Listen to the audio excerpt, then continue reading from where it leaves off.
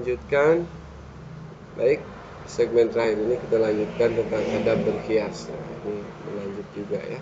Berhias yang dimaksud adalah seperti apa? Nah, ini adabnya berhias seorang mukmin. Apa tujuan berhias itu? Bagi umumnya manusia, berdasarkan objeknya, berdasarkan subjeknya, berdasarkan berhias yang diharamkan, ini yang akan kita bahas.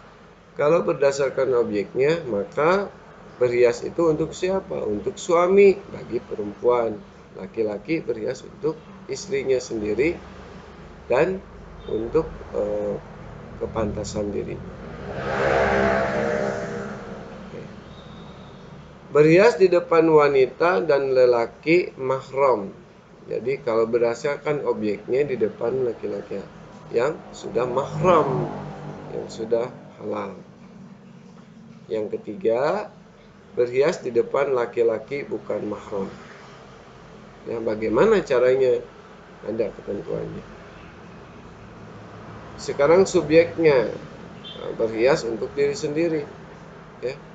Lalu berhias yang diharamkan itu, ya, laki-laki. Nah, bagaimana? Kemudian perbedaannya dengan perempuan.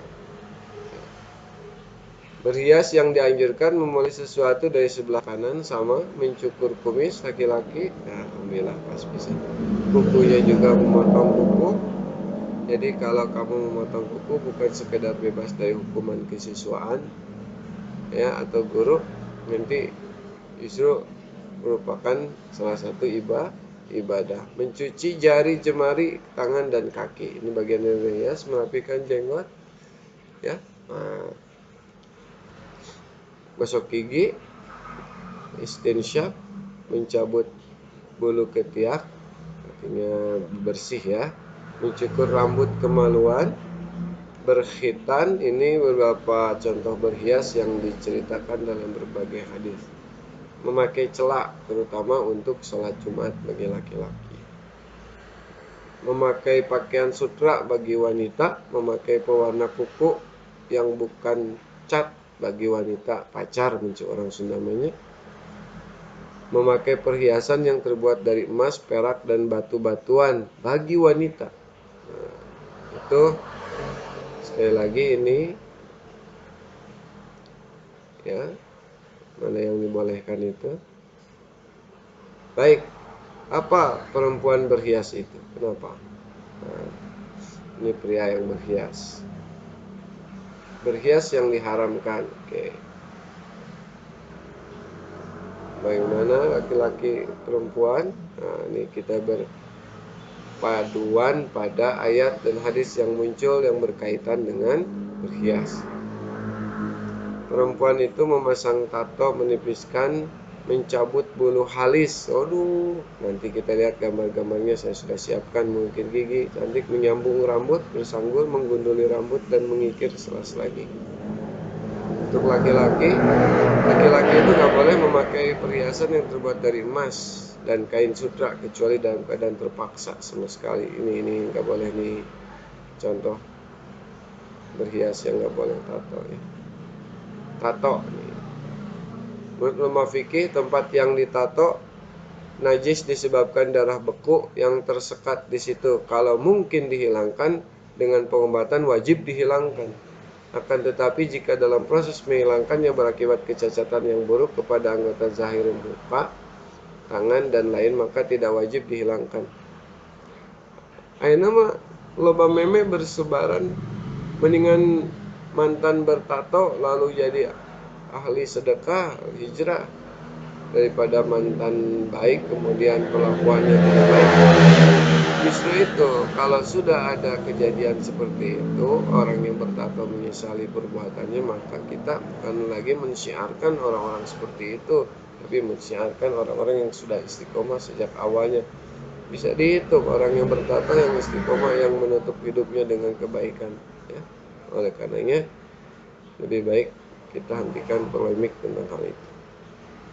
Untuk Umar, Nabi melaknat perempuan yang menyambung rambut dan orang yang bertato, ya, dalam surat hadis di surah ayat yang populer Bukhari Muslim. Nah, ini tato yang alami ini, kerokan sama bahkan dari bekam, ya, bisa. Menyambung rambut, ini contoh-contoh yang tidak boleh.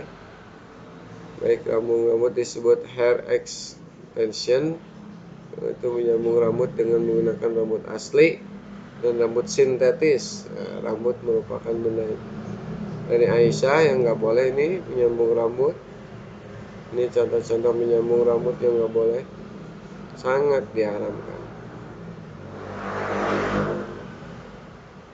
Oke, nggak boleh ya, Mas, nggak boleh Mas.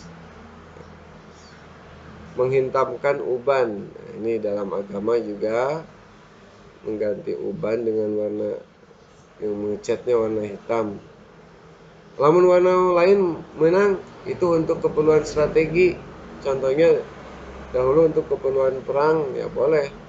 Untuk keperluan perang misalkan mengecat rambut dengan warna tertentu, atau seorang istri demi membahagiakan suaminya, tapi khusus untuk di kamar, untuk di suaminya sendiri, ya. Ini hikmahnya, ya. Nah, mencabut uban.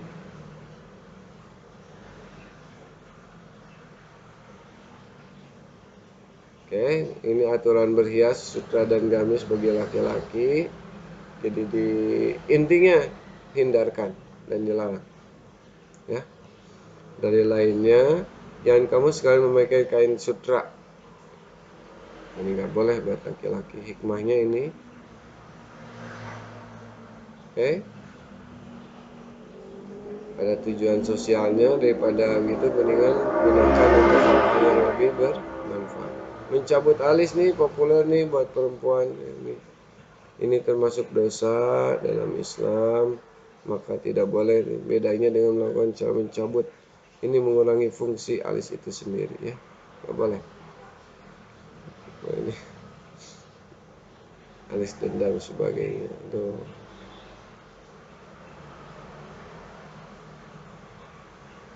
Ya wah, itu tinggal saya siapin buat kalian nih, yang tahu sendiri nih. Aduh, keren ya. Sana, ini perbuatan haram semua ya. Pinky Winky Dipsy Lala. Oh ya. Ini mengasah gigi mungkin agak jarang, tapi memang sering terjadi. Meniru gaya laki-laki dan perempuan ini yang nggak boleh. Dalilnya baik si laki-laki perempuan, perempuan ke laki-laki, ya. Ini Miss Waria Indonesia, alhamdulillah, nggak boleh sampai dirazia. Hati-hati, perbuatan itu diawali dari hal-hal kecil dan lingkungan-lingkungan kecil, maka hindari. Bahkan berjuanglah untuk melawan kecenderungan untuk menjadi seorang yang bertolak belakang dengan fitrahnya. Kalau ada kecenderungan itu dilawan, maka saat dilawan kamu berjihad itu di hadapan Allah. Maka jangan sampai diikuti. Nauzubillah. Jangan mencari-cari. Kalau ada obati sehingga terhindar. Nauzubillah, jangan sampai ini gambar-gambar ini terjadi sama orang-orang di sekitar kita, karena kita akan menjadi orang-orang yang dilaknat oleh Allah, bahkan mendekatkan kepada kiamat. Nauzubillah, ini banyak penyakit-penyakit timbul di masa-masa modern ini karena perbuatan-perbuatan yang salah. Baiklah anak-anak sekalian, itulah bagian akhir daripada tentang berpakaian dan berhias. Mudah-mudahan kita tergolong umatnya yang senantiasa istiqomah di dalam menjalankan perintah Allah tentang tata cara atau adab berhias, ya, dan berpakaian. Maka Bapak berdoa kepada Allah Subhanahu wa taala, semoga kita digolongkan oleh Allah yang mendapatkan rahmat dan maghfirah dari pakaian yang kita miliki, menjadi generasi yang tangguh dalam menjaga kehormatan Islam, kehormatan agama ini. Amin ya rabbal alamin.